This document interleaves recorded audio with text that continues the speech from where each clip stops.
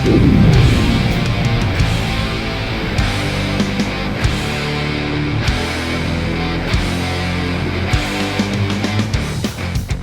back to Live With, brought to you by Species Nutrition. Visit speciesnutrition.com. I'm Dave Palumbo, and today's guest is our 2019 NPC Nationals Super Heavyweight Champ and new IFBB Pro. We don't want to forget that. Jonas Giatras, welcome to the show. All the way from the, what cruise ship are you on? We are on Royal Caribbean right now in Labadee, Haiti. God, we have to thank technology. Can you imagine this? I got you on a cruise ship in Haiti, and you're here, talking to us like it's you're next door. I know. I was surprised that they have really good Wi-Fi, and we were able to run downstairs once we got in contact, and yeah, it worked pretty good. And thank you for having me on the show. I'm really excited. Congratulations on the big win. It's funny because usually the cruise ships have 1 million people on them. You must have just told everyone, get the hell out of the room. I got to do an interview, huh? We're kind of in this office area where a lot of the guest computers are, and everyone's off the boat doing these island excursions right now, so it was a perfect timing. Oh, great. I'm rooting this poor guy's vacation. Yeah, interview. I got Jonas on RXMuscle, and everyone else is vacationing on Haiti, What's there to do on Haiti anyway, right? But I know, I think this island, the portion of this island, they said is owned by Royal Caribbean. So they just set up like a bunch of activities. Right. We were going to do wave runners today and some kayaking and then a zip line. So I didn't even know they had stuff like that, but we're going to enjoy it here in a few minutes. They make it for the cruise people. That's what it is. But the funny thing is, when I was a kid, I always thought Haiti was like hell. I didn't realize. And then I found out later it's like a tropical paradise. So we'll make this quick so you can get out and do some stuff today. Let's talk about this Nationals victory, because you really weren't on track up until this past year. And I know the thing that changed really for you, it seems like, was you hired Chris Aceto to work with you, correct? Correct. Total game changer. Credit needs to go exactly where it's due. The man is everyone calls him the technician. We argued a bunch. I said, I don't really want to call you that. Maybe something along the lines of like the White Wizard, or something from Harry Potter. He just chuckled. He says, I'll let you know what you can call me. I said, okay.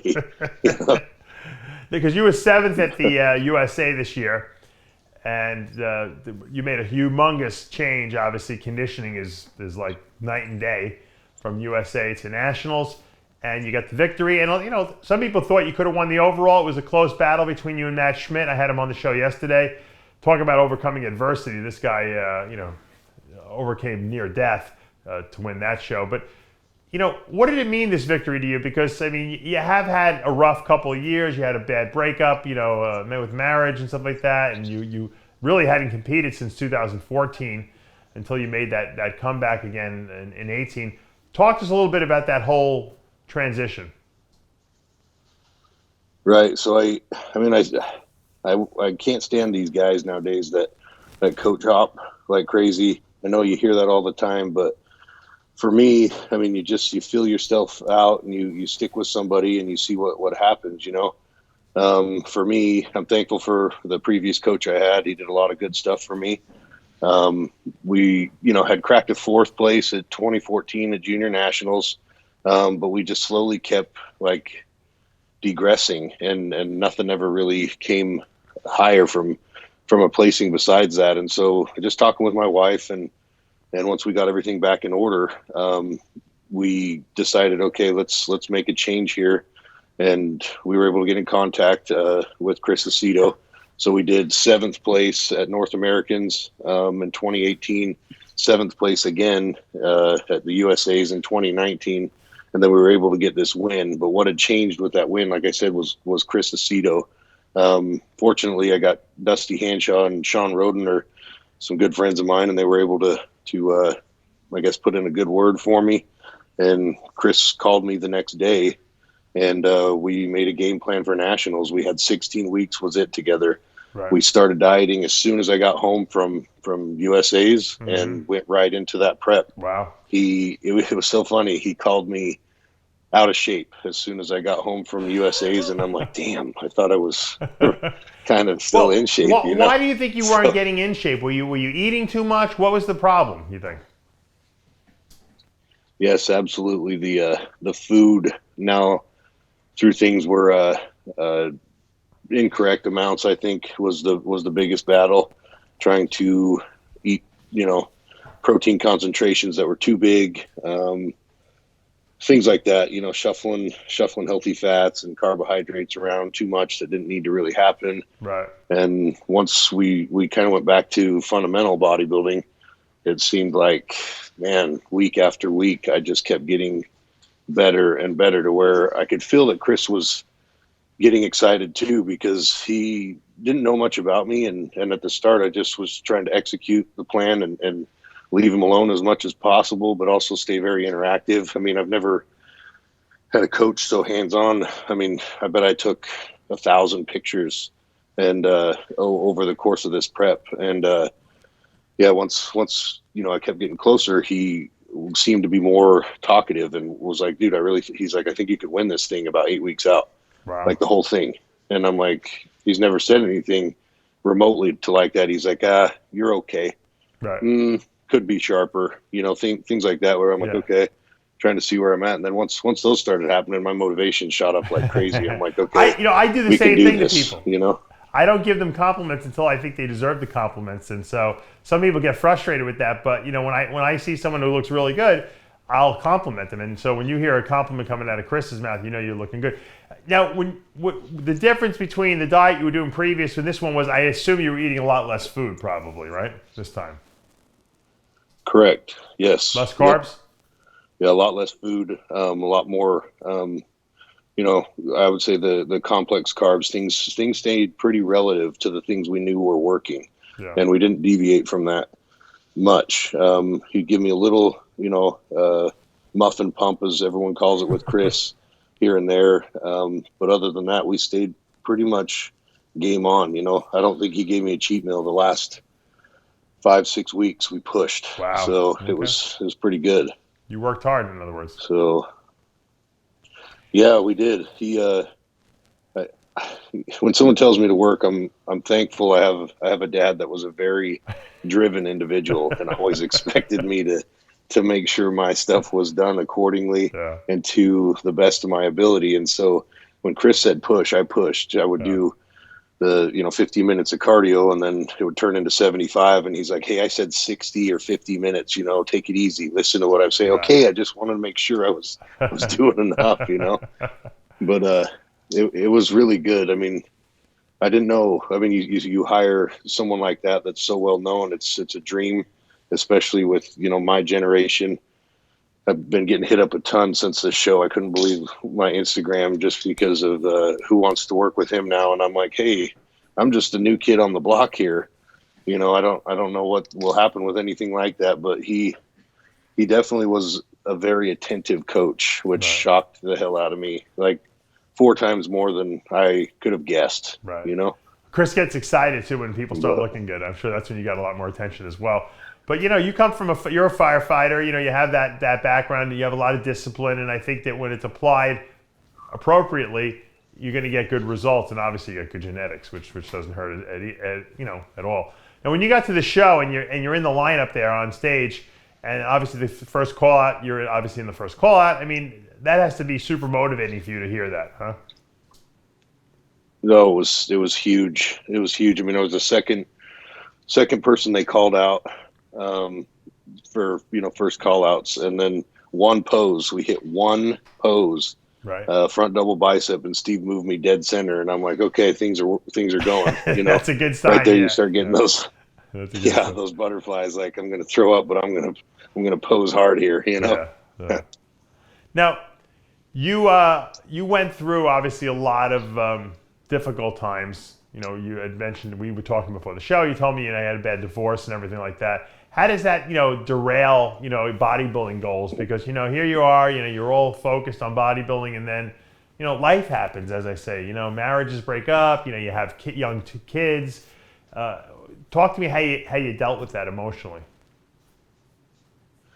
Man, it was really hard because bodybuilding had been such a big part of my life, and I had to put it on the back burner for 3-4 years, where I lost about 45 pounds and Wow. stayed there for a number of years and just sat and didn't really get to eat the normal foods I would. I tried my best, but crock potting 20 pounds of chicken and trying to distribute everything the best I could, simple things like that. But it definitely took a hit. 2014, like I said, was the last time that I really was super competitive with it.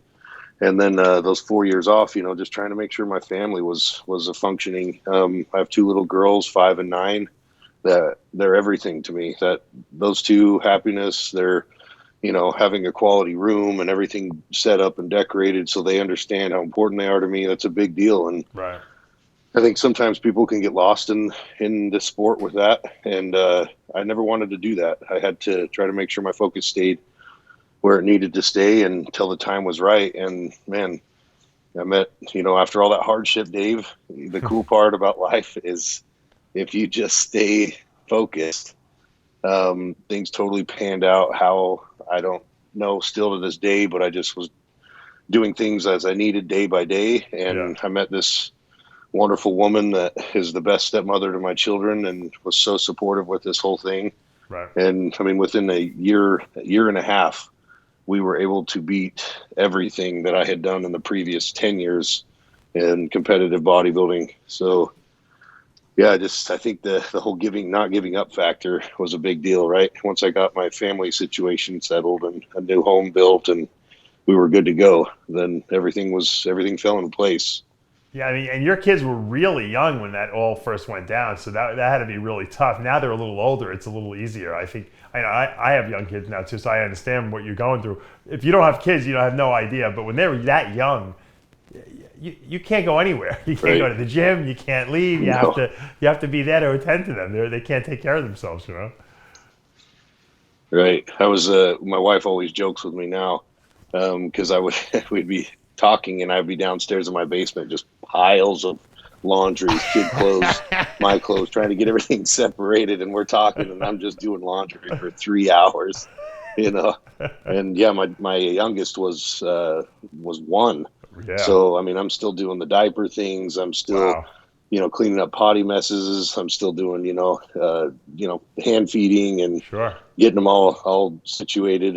And my oldest brushing was teeth and starting trying to get them ready for school. bed. Yeah, it's crazy. Right.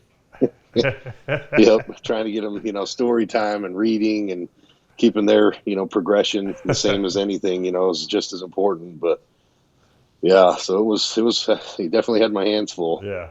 Well, deferred gratification sometimes is the best, because when you finally get that victory, you finally achieve that goal that you've set out to do, it's that much sweeter because of all the sacrifice you had to make, right?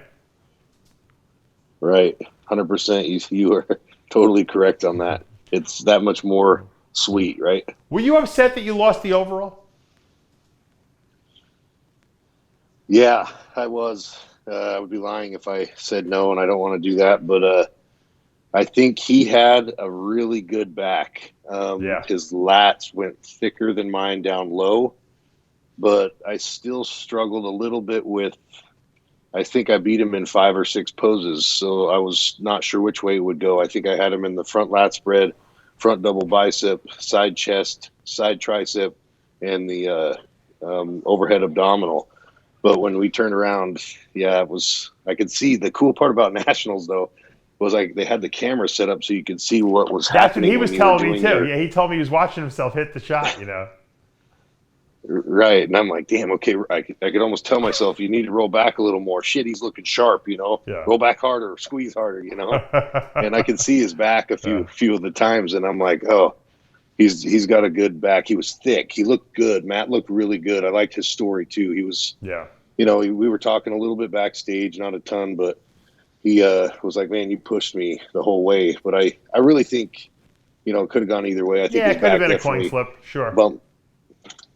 Bumped me out, but I think I had him a little on conditioning, but he he was impressive, man. Not taking He anything was away pretty from the shredded. guy. I mean, He was very shredded. So it was close. I mean, right, it was apples, whatever you like. I don't think anyone would have complained had it gone either way, basically. right, yeah. But it is kind of cool to have your strong name as one of the overall winners of the Nationals, up there with Lee Haney and stuff like that. That's the only thing that sucks. You're both pros, so Right, it doesn't really matter right. at the end of the day. Right. I wish there was a scorecard because, yeah, it was hard. I mean, we just happened to be in the elevator with Sandy and a couple of the other judges on the way up. And, yeah, they were like, man, for a super heavy, you had a very, very good look, sharp lines. It was a very hard decision. And it was just a coincidence we were in the elevator. I'm like, yeah, I wanted to elbow him and say, I wish you would have picked me, though. But you know what I mean? That's sore losing. And Matt definitely worked hard for what he got. Yeah. Oh, That's something it'll haunt you, I mean, I'll probably be like 50, 60 talking about it like, damn, I was so close, Yeah, you're like, you know what? Yeah, I went through a bad divorce, but this guy like almost died. He has no colon and he lost part of his small intestine. So, it's all relevant, right? Your problems only seem bad to you when you don't compare them to other people's problems, right? I know, right? Right. Yeah, that guy, his story is amazing. Yeah. So I was happy to see him win. I mean, honestly, weird as that sounds, someone's story, once that started spreading, I'm like, damn, hats off to that, to a guy who can pull through stuff like that. I got to ask you about the mustache because, it's almost like a 70s throwback mustache, like the whole like Tom Selleck thing, or the guy from Orange County Choppers there. What's with the mustache? Where did that come from? It really started as a no shave November with my work. Yeah. And so all of us at my work, it was horrible, Dave, this prep. So I worked about 30 night shifts in a row of 14 hours, 12 to 14 hours. And so I did that all the way until I left to Miami on, Tuesday that week. It was brutal, but all of us grew something for it. And then mine kind of grew in a little better than I thought it would. And I'm like, you know what? I think we're going to roll with the punches. I'm talking to Chris, hey, should I keep the stash? And we're kind of like, maybe we should, we should maybe keep it. And we were joking around about it. And then Russ is like, keep it. My wife's like, ew, shave it. It looks so bad, And so I was like, okay, I think we'll keep it. I love you, honey. Just deal with it. And we kept it, and it got more love than I think my body. So it was a funny move, but yeah, that was the story behind the mustache. I mean, most of the comments too got it on the bald guy with the mustache. Yeah, well, people remembered you, right? Because of the mustache. That's good. You're just not another bald guy, right? Yeah. There's a lot of bald guys in bodybuilding. Right. I know everyone's bald, so. Yeah, it definitely helped me stand out a little bit. Yeah. What did you weigh on stage? Weight on stage was 241 even. And how tall are you? So I think I probably lost 2-3 more pounds right before. So I was probably like 239, 238 would be my guess when I actually officially stepped on the next day. What's your height? But I am just about 6 feet, just under 6 feet. So you got to put more size on for the pros. Yeah. Yep. Is that the goal? You taking off the year? Are we going to see you on stage next year? What's the goal? I took my wife on this cruise to make sure she, feels refreshed and rewarded for everything. She knows how bad I'm ready to do the pro stuff. Sean had already called me. Wrote and he told me, he wants me to jump into a pro show and talk with Chris and then, take my lickings is I think what he said. And I'm like, damn, that sounds fun. And then, figure out where we go from there. But as soon as I get home, Chris and I were talking about coming up with a game plan. I think I'll be planning on stepping on stage in 2020. So cool. Somewhere pro, I don't know where yet for sure, but yeah, I mean, there's no rush. You could even wait till the end of the year, kind of like some of the guys did this year, and they have a lot of shows now, going on. Right. I mean, I've never stripped down that far. It's not like I've gone crazy either, but my body it likes to be bigger. So I'm already 272 this morning. Oh my God. So you must feel terrible. Yeah. So I don't know. You better I don't take a know half what a Diazide, or you're going to be your ankles are going to be the size of your head by the end of the trip. I know. I think the boat is definitely, sucking some water from me, but I put on some serious weight quicker than normal, but I feel good, honestly. Surprisingly, I told Chris one thing I want to say about his prep is it was, I don't even know how to explain it. It's the most healthy I have ever felt. And my wife even noted a drastic difference in just how my body composition was, how I was able to work out due to the way I think his food patterns were. I was able to crush some serious weight all the way through, and I've never been able to feel like that. Cool. So I was very thankful for that because, I don't know, sometimes these excessively low carbs for so many days, man, your workouts are about 30 minutes and you got nothing in the tank, But it's all how you put this, the whole strategy. It's the whole. You can't look at things in like a very, people try to isolate. Oh, look what I'm doing for this week. I'm going to lose muscle. No, you're not, because in the broad scope of things, there's a plan. And I think that's what people don't realize. Good coaches have a plan. And sometimes you don't see the wisdom of the plan until the contest is done, Right. You definitely know. I've been watching your stuff for years. You got some of the best stuff out there. You still do, Dave. You're the man for sure. Thanks. Well, Jonas, I don't want to keep you up anymore. I know you got this cruise that you got to go zip lining and do all that other fun stuff. Although you're probably over the weight limit, they probably won't even let you go zip lining. You might have to just sit like a beached whale right on the beach and just enjoy yourself. Right. I'm just gonna sip water. Yeah. Sip water all day. Try to keep things calm. Have a margarita on RXMuscle. But congratulations on the huge win and the IFBB Pro card. Couldn't have happened to a nicer guy. I'm glad that you were able to overcome all the adversity in your life, and you're on a good track now. Obviously, you're in good hands with Chris Aceto, and we're looking forward to seeing you on stage in 2020. Sounds great, Dave. Thank you for having me on. I really appreciate it. My pleasure. Guys, and that's going to take us to the end of another episode of Live With, brought to you by Species Nutrition. I'm Dave Palumbo. We'll see you next time.